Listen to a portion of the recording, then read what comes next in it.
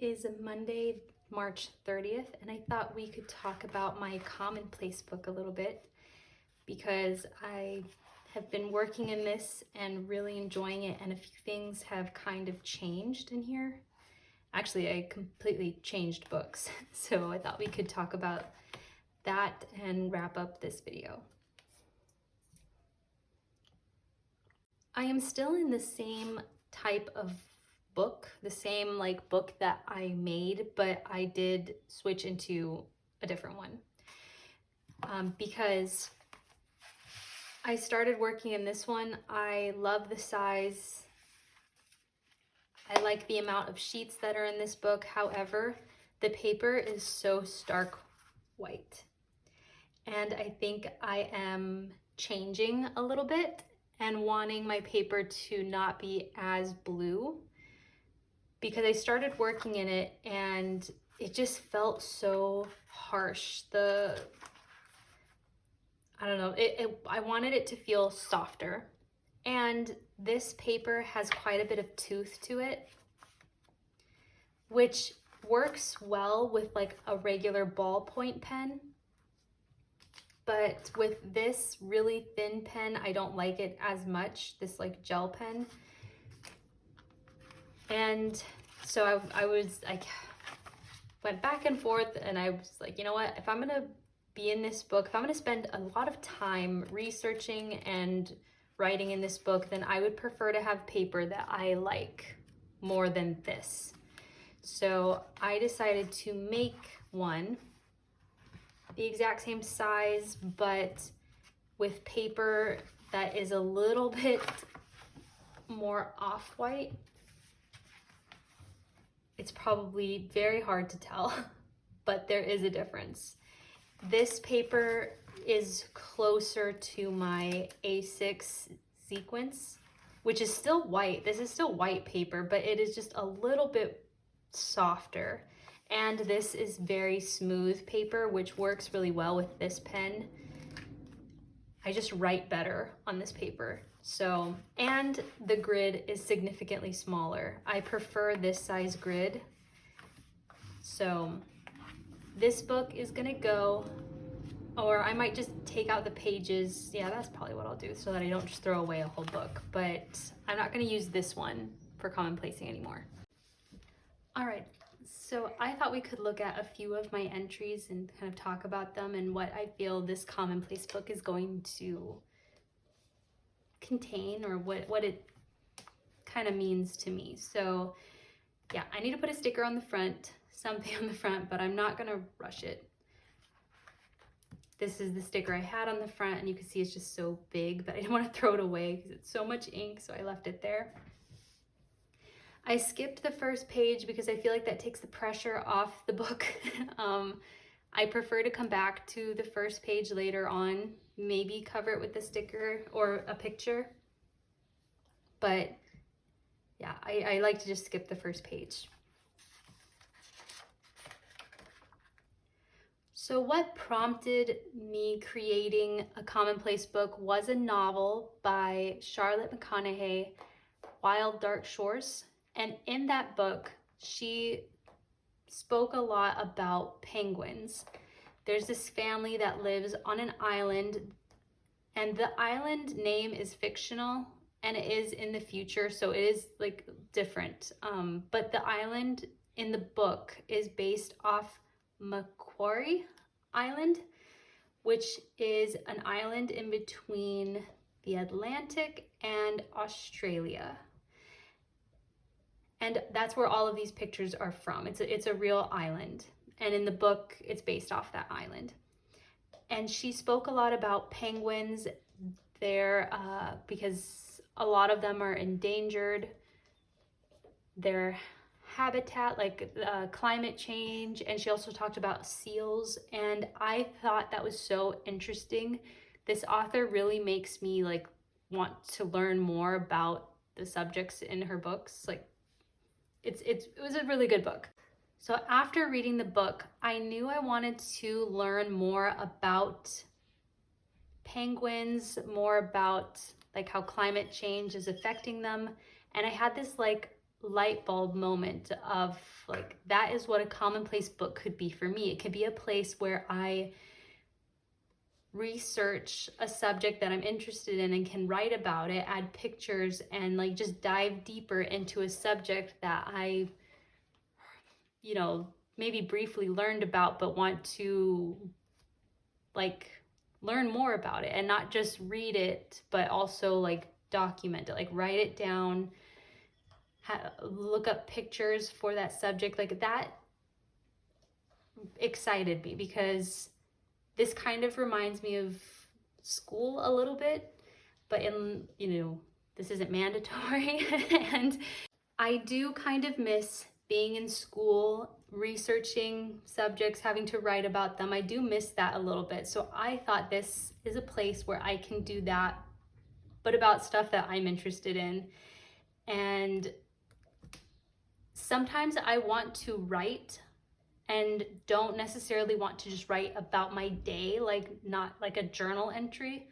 And that's what this space is for me. It's a place for me to write, but not necessarily about me. So I did some research, very little research. Like I didn't write 10 pages about penguins, but I did learn a little bit about penguins, specifically the penguins that are on this island, and also elephant seals. This is such a cool photo of the seals and the penguins just like walking by.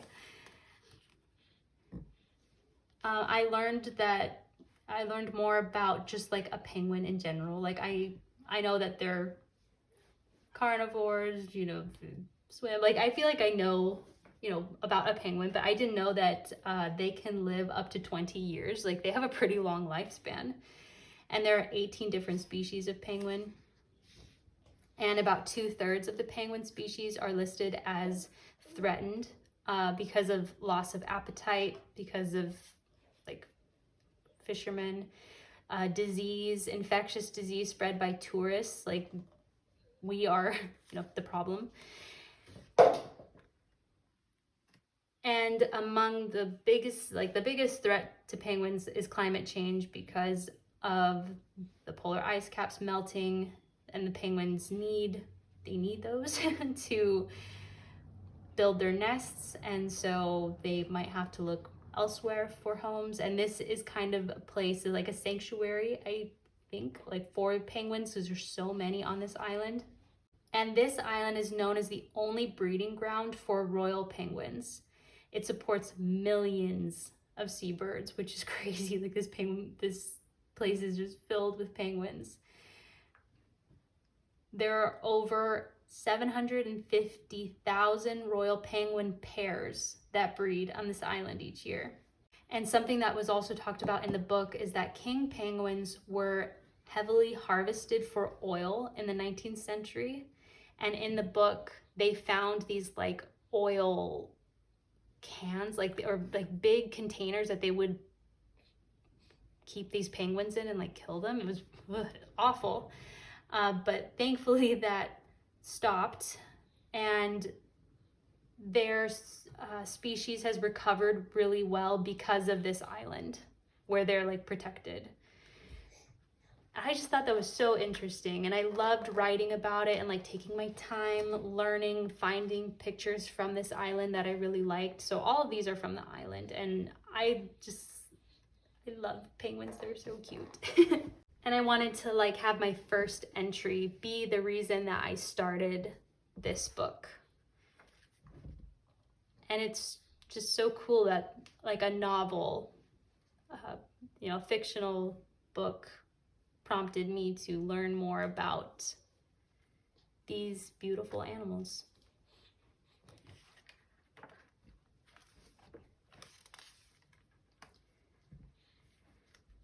My next entry is about Pablo Picasso. I wanted to learn a little bit more about like the time periods of art that he created, very different styles of art. And I've just always found his art very inspiring. So I wanted to write about him a little bit. Like I didn't know prior to this when he you know, prior to this, I didn't know where exactly he was from or when he died. Like, I feel like I probably learned all of this in art school, like getting my degree, but that was a long time ago. So I know that he's a painter, but he's also a sculptor, and that he co-founded Cubism. Like, saying this out loud reminds me of like being in class teaching my students about Pablo Picasso. I just like got this like flashback to being in my classroom. Oh, that was like, I feel like every year I talked about Pablo Picasso, so that kind of reminds me of that.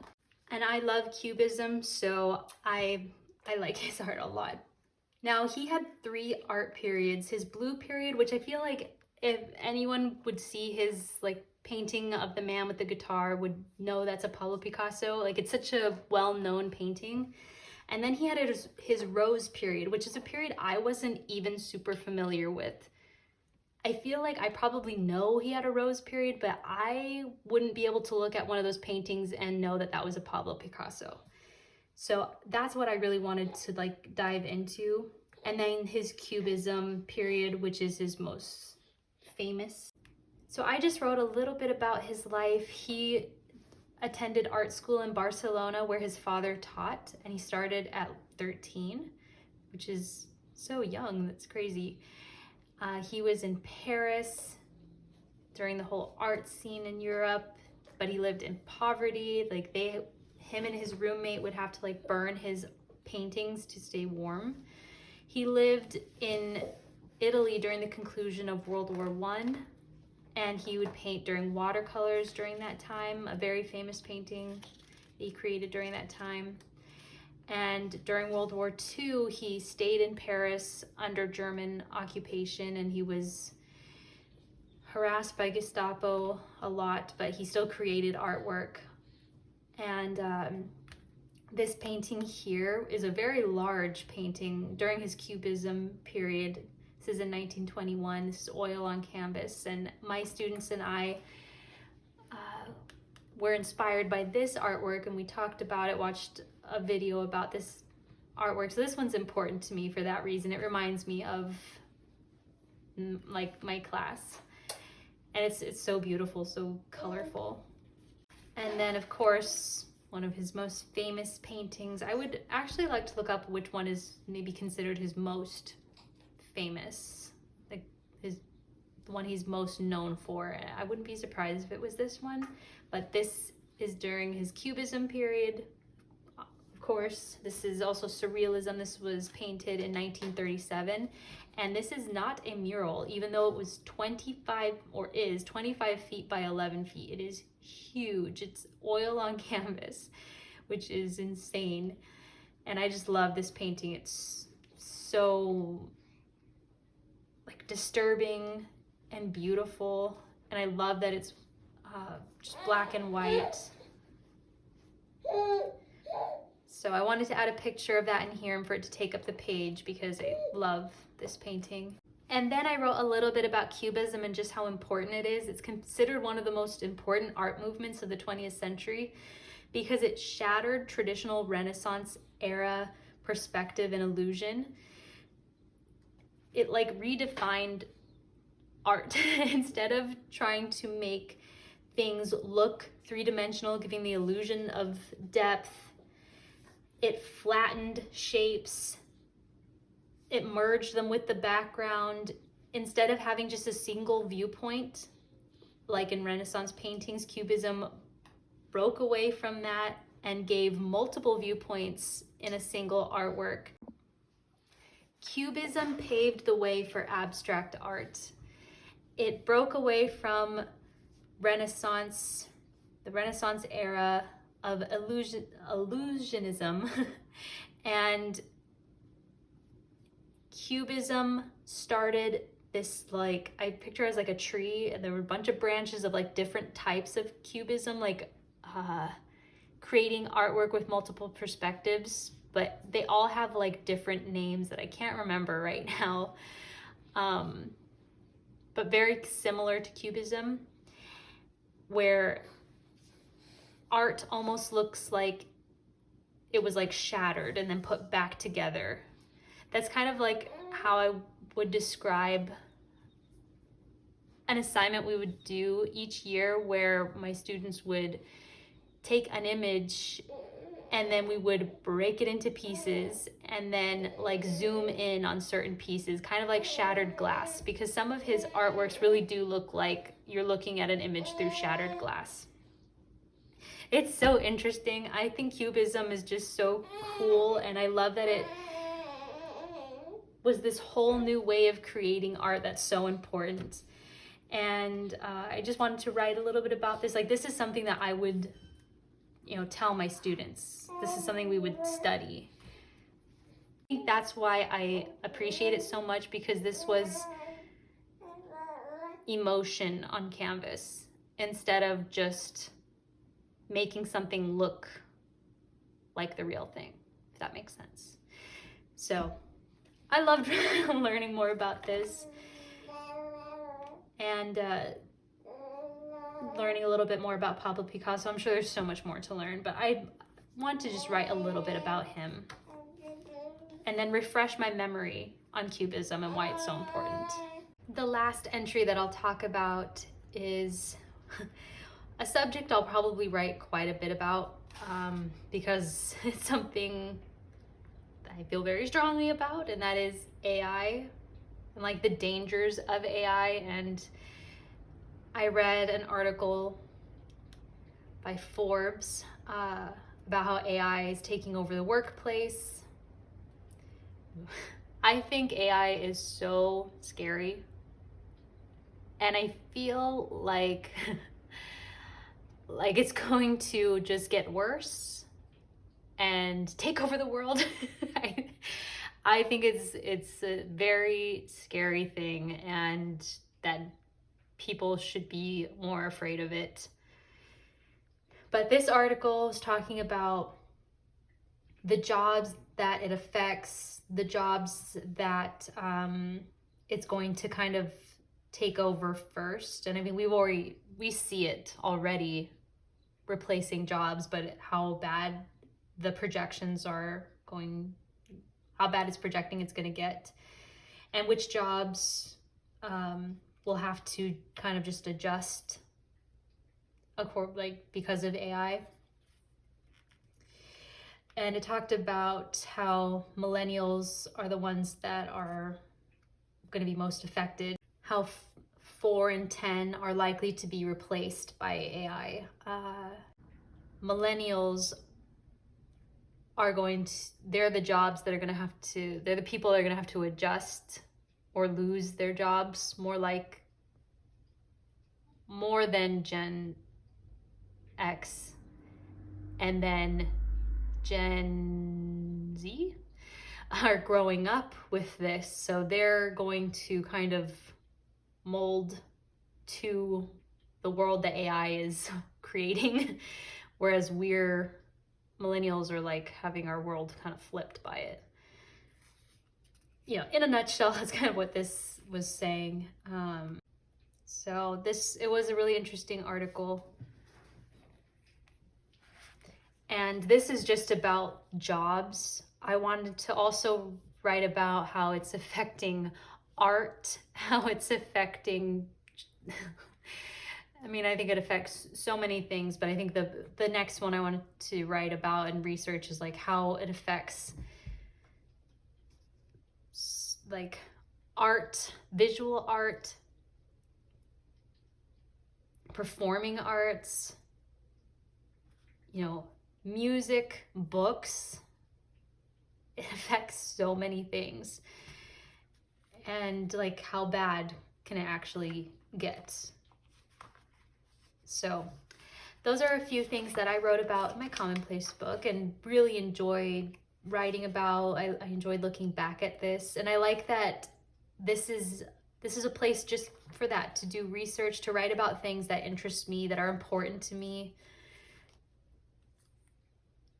Yeah, I love it. And I have more in here, but I think this video is already going to be really long. So that's my commonplace book. I'm very happy with it, and I just need to come up with a sticker for the front. Still working in this book. And I think I'm gonna do a flip through of March here pretty soon because we're almost in April. That's crazy. But yeah, so that's all for this video. I hope you enjoyed. Thanks so much for watching, and I'll see you in the next one. Bye.